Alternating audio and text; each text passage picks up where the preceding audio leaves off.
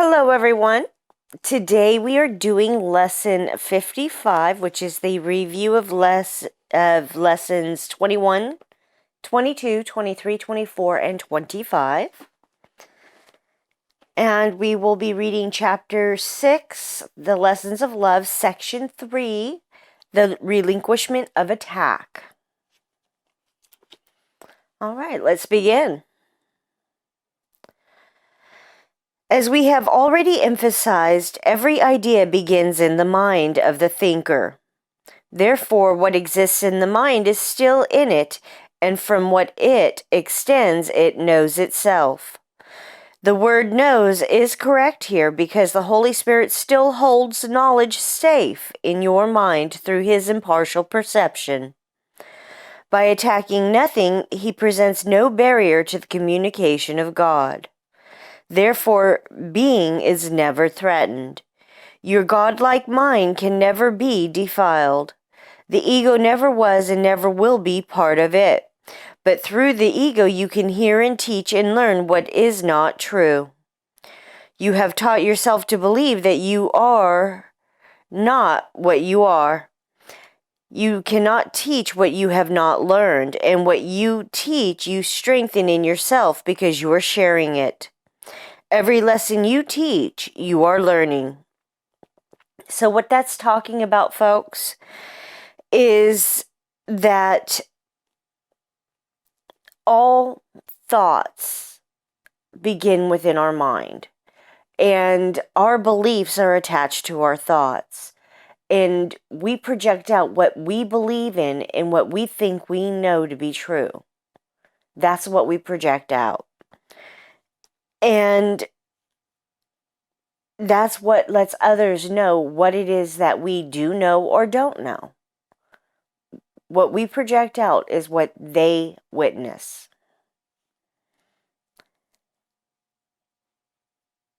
And it's talking about how Holy Spirit resides within us. And when we turn to him for the truth, that we are getting a direct connection to God in those moments.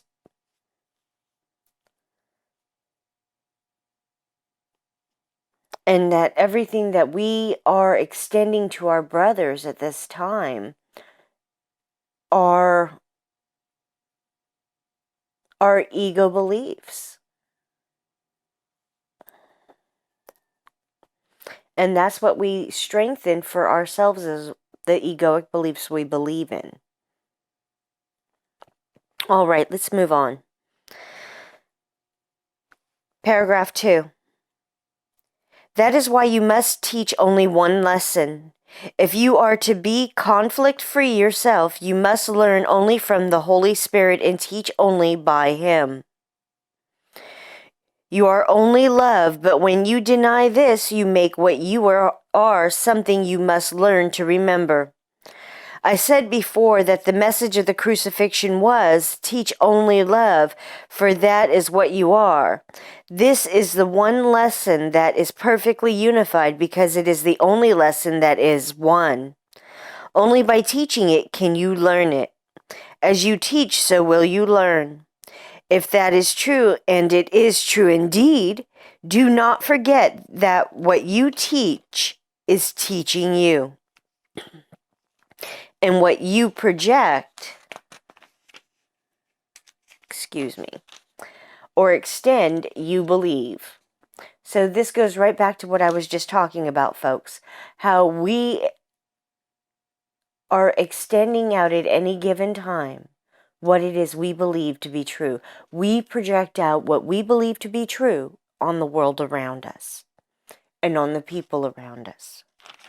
So everything it's talking about here is, in order to be completely free of conflict, to be at complete and utter peace within, we must go within the Holy Spirit and only share what he shows us to be truth.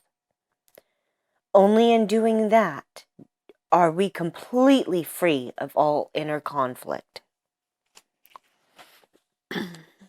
All right, continuing on. Paragraph 3.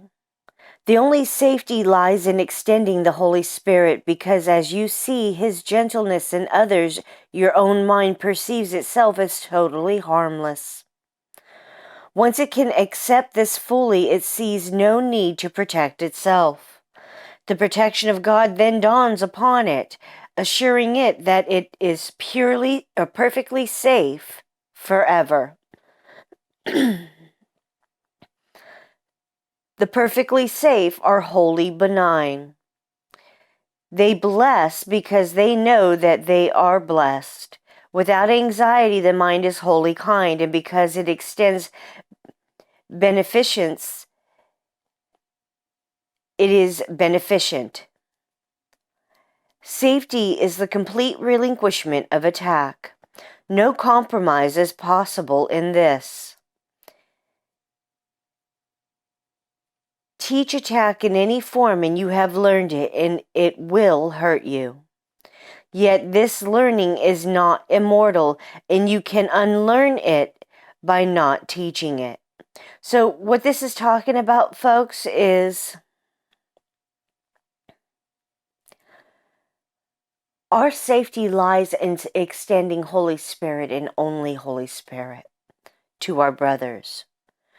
And by asking to see and to hear with His eyes, His vision, and His hearing, this allows us to perceive the truth of who our brothers are and where they are at on their journeys. So, in giving forth and seeing this truth, we recognize that we don't need to attack. All we are doing is speaking truth. The truth needs nothing to bolster it up, to hold it up. And our brothers can either accept it or deny it. And we're completely safe from all forms of attack when we own and understand that we are coming from complete and absolute truth. His truth, not our own. Holy Spirit.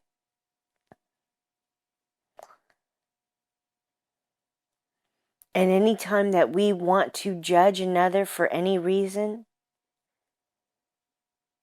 to attack them in any reason, we are attacking ourselves. We simply have to choose and choose again and choose differently this time. All right, continuing on with 4. Paragraph 4.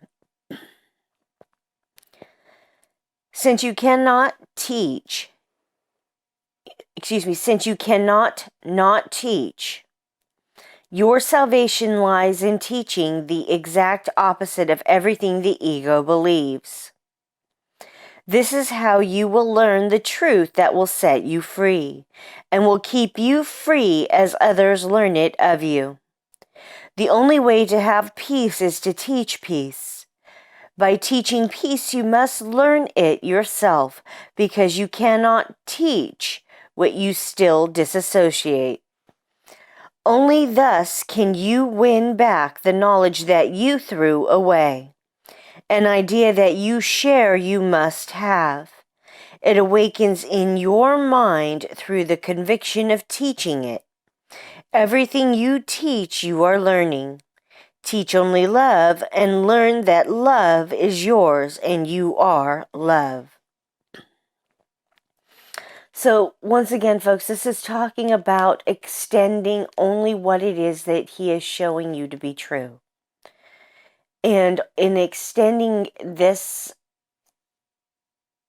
lesson learned, extending this truth, this healing, you thereby get it back. As you give it, you receive it. You reinforce that this is the truth for you. And in so doing, you build up your faith and trust and belief.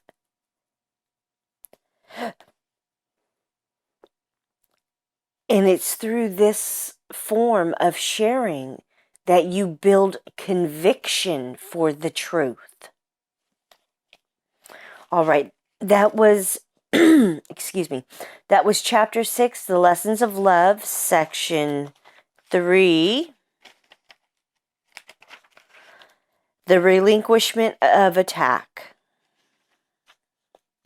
Let's move on to the lesson of the day, which is Lesson 55. All right, Lesson 55. Today's review includes the following. 1. Lesson 21. I am determined to see things differently. What I see now are but signs of disease, disaster, and death. This cannot be what God created for His beloved Son. The very fact that I see such things is proof that I do not understand God. Therefore, I also do not understand His Son. What I see tells me that I do not know who I am. I am determined to see the witnesses to the truth in me, rather than those which show me an illusion of myself. So, what this is talking about, folks, is that when you start looking at everything that you are thinking and believing to be true, and you go within to Holy Spirit and ask Him for what it is that it is the truth of what you are thinking, believing, perceiving, and experiencing, that He will show you the truth of what it is that you're doing. And as you are shown the truth, the lies you've been believing in will fall away. They'll stop being there.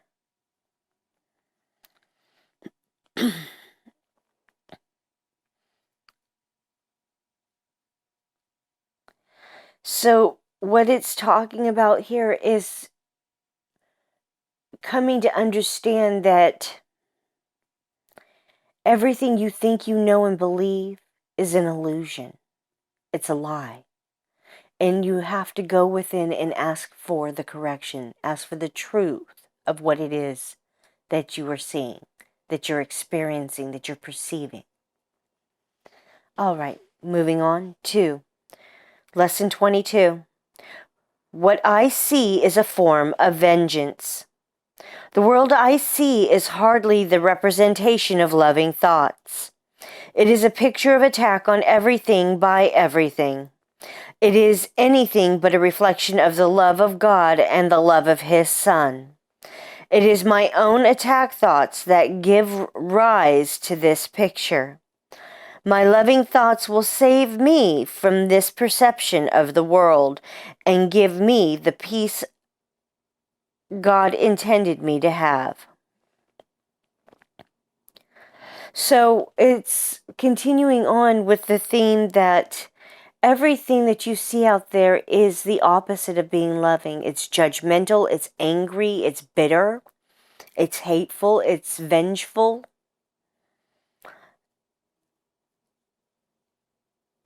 Because everything is an attack on everything else. Everything is a picture of attacking. And it's our own thoughts and beliefs that give forth the rise of these pictures, these perceptions that we have. Continuing on.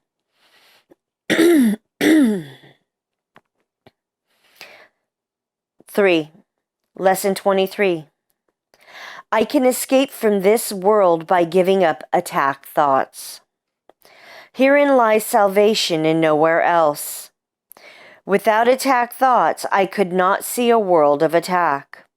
As forgiveness allows love to return to my awareness, I will see a world of peace and safety and joy, and it is this I choose to see in place of what I look on now.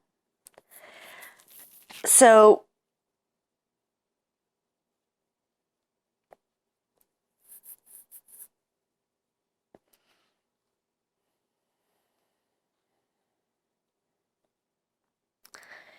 It's pointing out that until we are willing to give up our attack thoughts, our egoic beliefs in these judgments and lies that we've been taught to believe in to be true,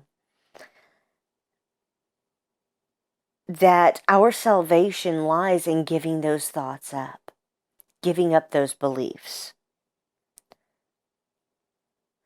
And when we can give up those beliefs, when we can look at them and see them for the lives that they are, and that everything that we've been thinking and believing to be true has been a lie, we are then able to forgive those that we have up until that point judged as being this, being that.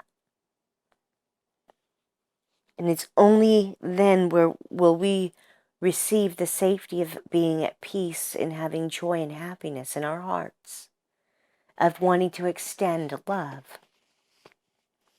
All right, continuing on. 4.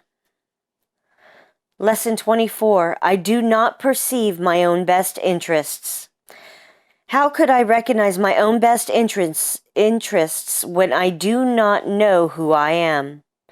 What I think are my best interests would merely bind me closer to the world of illusions. I am willing to follow the guide God has given me to find out what my own best interests are, recognizing that I cannot perceive them by myself. Okay, folks, what this is talking about here is recognizing that you do not know what's best, not for you and not for anybody else. And nobody else can ever know what is best for you or for themselves, ever. Period. Only Holy Spirit would know this. And you have to recognize that you don't know a damn thing. You can't know. Anytime you think you know, you are tying yourself closer to the illusions of the ego.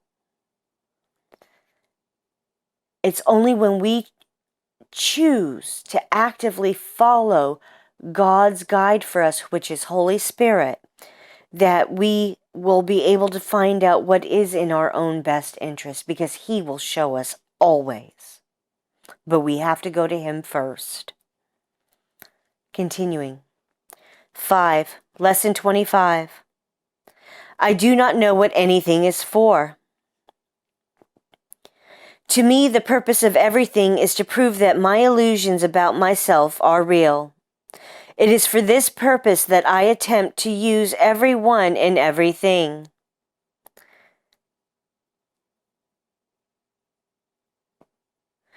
It is for this that I believe the world is for. Therefore, I do not recognize its real purpose. The purpose I have given the world has led to a frightening picture of it. Let me open my mind to the world's real purpose by withdrawing the one I have given it and learning the truth about it. Okay, folks, what this is talking about here, and I'm going to go straight to this first sentence. To me, the purpose of everything is to prove that my illusions about myself are real. It is for this purpose that I attempt to use everyone and everything. What it's talking about there, folks, is how we are taught to believe everyone around us is nothing more than a resource, a vending machine to get something from, that we are supposed to give only to get. The only time we give and give freely is when we have an expectation of getting something in return. And that is ego-mindedness. That is wrong-minded thinking, that it does not go with Holy Spirit. Holy Spirit is you give to receive what you are giving.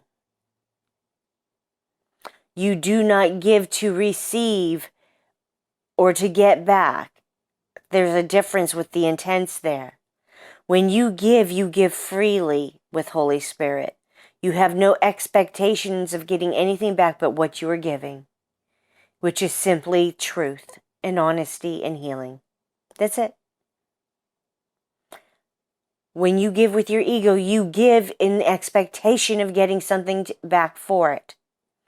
whether it's giving money, time, advice, whatever. And that's what it's talking about, is we are taught to use everyone and everything around us. And that's what this world was for and has been made for. And that's not what its real purpose is. And that kind of belief and thinking is what makes this place terrifying to all of us.